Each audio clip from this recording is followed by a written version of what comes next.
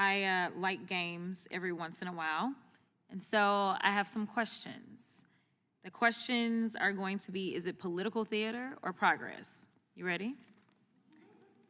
The first question is going to be, doing an executive order revoking birthright citizenship, political theater or progress? Political theater, it doesn't help the mission of ICE. Okay.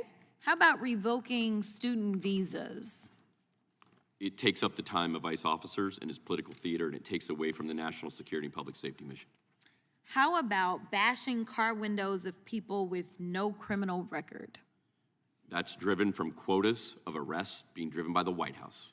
And that is politicization of ICE immigration enforcement, so it's political theater. How about deporting people who are even citizens? That's not even deportation, but you know what I'm saying.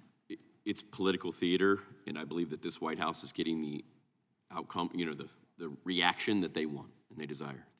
How about arresting political opponents? That would be political theater.